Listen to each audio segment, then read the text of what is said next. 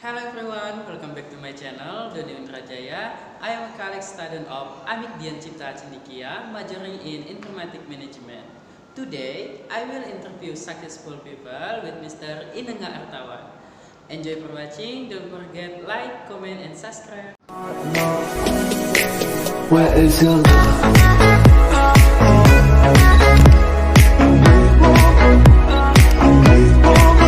Baik teman-teman, hari ini gue bakal wawancara bersama Bapak Inenga Artawan. Beliau seorang trainer di salah satu perusahaan di Indonesia. Penasaran seperti apa sosok beliau? Yuk ikutin video selanjutnya. You've been probably this all day. Man, you daddy said what you think you gon' say. I be that brother with the shit, no face, yeah. Perkenalkan, nama saya Inenga Artawan. Saat ini saya bekerja sebagai tenaga pengajar atau biasa kita sebut dengan trainer di salah satu perusahaan retail swasta terbesar di Indonesia. Trainer, apa sih sebenarnya trainer itu? Trainer itu adalah satu profesi di mana job desk-nya adalah untuk memberikan edukasi kepada karyawan atau calon karyawan di satu perusahaan, yang isi dari edukasi yang akan disampaikan itu adalah kaitannya dengan program-program kerja perusahaan itu sendiri, di mana calon karyawan atau bahkan karyawan itu sendiri agar mampu melakukan pekerjaannya sesuai dengan job desk-nya masing-masing di satu perusahaan itu. Jadi seperti itu. Itulah definisi dari seorang trainer di perusahaan kami, seperti itu. Pertama kali saya ditunjuk untuk menjadi seorang trainer itu adalah tahun 2017, tepatnya di bulan Januari 2017. Itu pertama kali saya menjadi tenaga pengajar atau trainer di perusahaan swasta ini, seperti itu. Kalau terkait dengan perjalanan karir saya pribadi di perusahaan ini adalah awal mula sebelum menjadi seorang trainer itu saya melamarnya adalah sebagai staf toko terlebih dahulu. Jadi saya diposisikan sebagai staf toko, di mana yang job desk-nya adalah terkait dengan stock of name barang, penanganan barang, kemudian pelayanan. Jadi setiap hari saya akan ketemu dengan konsumen-konsumen secara langsung di gerai-gerai toko kami. Jadi seperti itu yang pertama kali sebelum menjadi seorang trainer. Jadi seperti itu. Itu tahunnya, kalau trainer 2017 itu adalah sekitar 2 tahun, jadi sekitar 2015 awalnya, seperti itu. Untuk jangka waktu saya menjadi seorang trainer itu kan awal mula saya 2015 ya. 2015 sebagai staf toko. Kemudian 2017 menjadi seorang trainer. Jadi perjalanan sekitar kurang lebih 2 tahunan itu 2015 selama menjadi staf toko itu pengalamannya kan luar biasa banget gitu. Kenapa sih awalnya saya harus menjadi staf toko? Karena basicnya di perusahaan ini adalah retail. Retail di mana kita menjual kebutuhan sehari-hari konsumen kita atau kebutuhan pokok konsumen kita. Jadi segala macam sembako itu ada di perusahaan kami atau di gerai kami. Nah, jadi dituntutnya sebagai seorang trainer, kalau misalnya kita tidak memulai dari awal, next seumpamanya kita menjadi seorang trainer pasti tidak akan bisa menyampaikan sesuatu dengan maksimal. Kenapa? Karena dasar-dasarnya ya seperti itu. Jadi kita harus terjun langsung. Melakukan pengamatan, melakukan langsung action. Jadi kita langsung memberikan pelayanan kepada pelanggan. Kemudian kita juga akan memahami sebenarnya dari masing-masing karakter pelanggan itu sebenarnya apa sih yang diinginkan. Karena kan masing-masing pelanggan juga pasti memiliki karakter yang berbeda-beda. Nah, dari situlah nanti ketika kita sudah menjadi seorang trainer, kita bisa juga nanti membedakan, anggaplah peserta training kita nanti adalah sebagai seorang konsumennya atau sebagai konsumennya atau sebagai pelanggannya, kan seperti itu. Ketika kita dari dasar 2015 kita bisa memberikan pelayanan yang terbaik kepada pelanggan, harapannya ketika nanti kita menjadi seorang trainer ya kita juga bisa memberikan pelatihan yang semaksimal mungkin untuk untuk peserta training nanti. Nah, nanti kalau misalnya peserta trainingnya sudah mendapatkan pelatihan yang semaksimal, dan harapannya adalah peserta trainingnya nanti akan menularkan atau mengaplikasikan apa yang dia dapatkan nanti langsung di gerai-gerainya ketika dia berhadapan langsung dengan konsumen. Jadi seperti itu.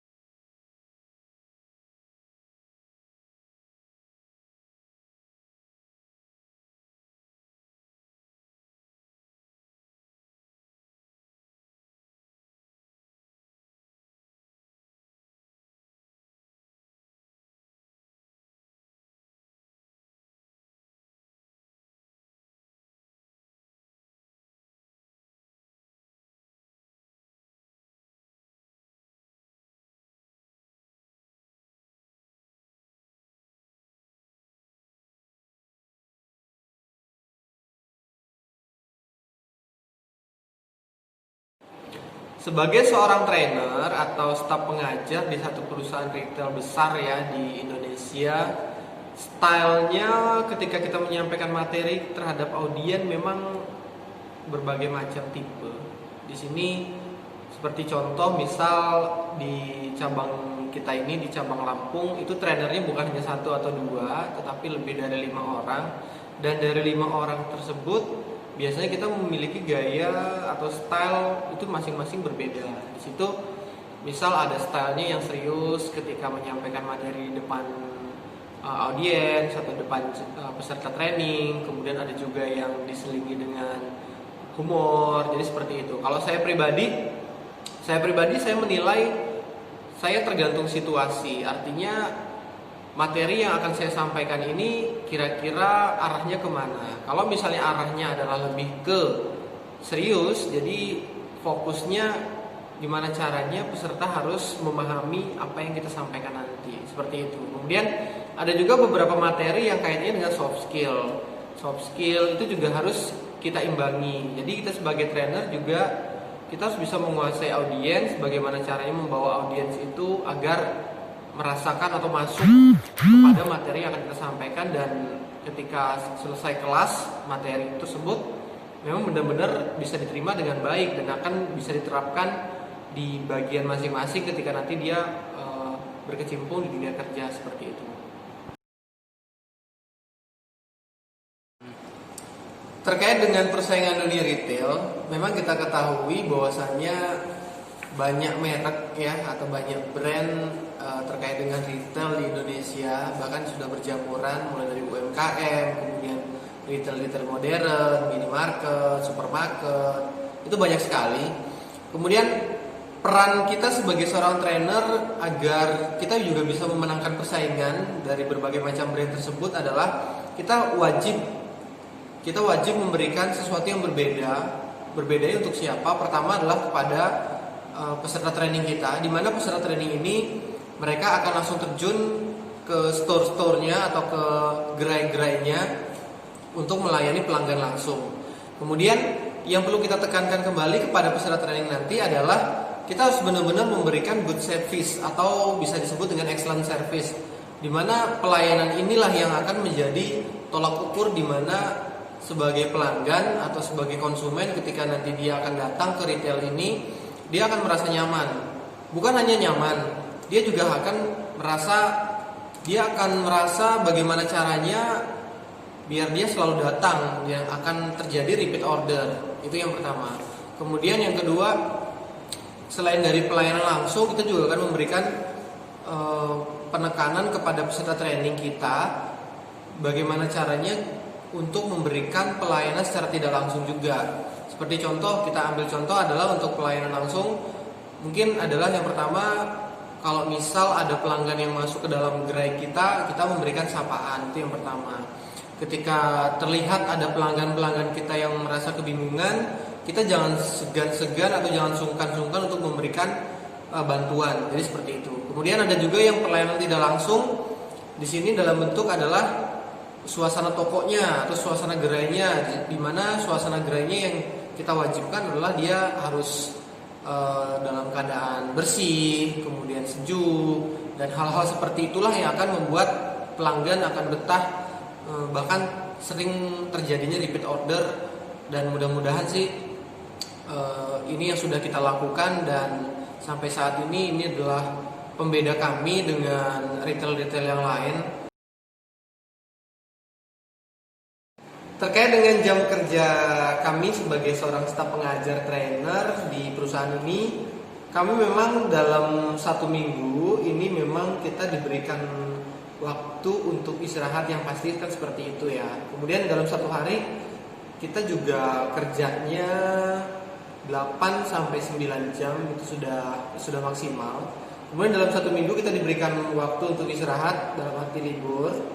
Off itu Sabtu dapat, kemudian Minggu juga pasti dapat. Jadi paling tidak dalam 1 minggu kita mendapatkan jadwal libur adalah selama 2 hari seperti itu. Dan untuk cuti juga kami mendapatkan jatah cuti, kami mendapatkan hak cuti kami, dan itu juga sudah sesuai dengan anjuran dari pemerintah, karena perusahaan kami juga selalu mengikuti segala sesuatu yang kaitannya dengan anjuran pemerintah, kaitannya dengan hak-hak karyawan, jadi seperti itu. Kemudian untuk quality time dengan keluarga, ya memang kita juga harus pintar-pintar pribadi kita untuk mengatur bagaimana kita bisa mengatur quality time pada keluarga, kan seperti itu. Jadi ketika kita libur, baik libur Sabtu ataupun Minggu tersebut, ya itulah waktu-waktu yang harus kita maksimalkan sekali untuk quality time kepada keluarga kami, seperti itu.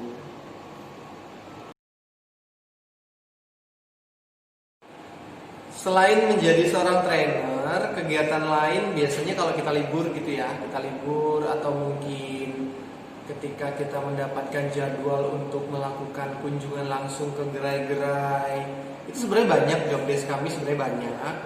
Kemudian kegiatan lain sebagai seorang trainer itu kalau misalnya kita libur, itu saya juga sebagai seorang bapak rumah tangga gitu ya.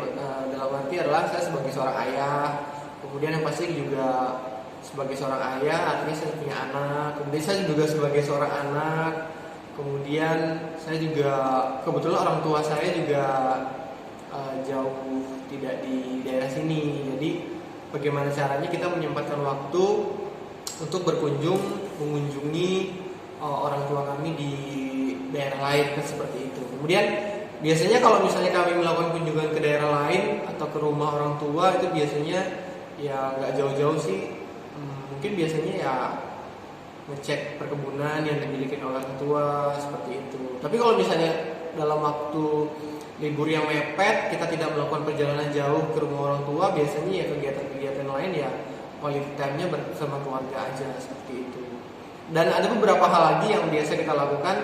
Kebetulan hobi saya juga ya kaitannya dengan kopi gitu ya. Misalnya ada beberapa seminar atau pelatihan-pelatihan terkait dengan kopi, itu juga salah satu menjadi kegiatan selain kegiatan utama sebagai seorang trainer, seperti itu.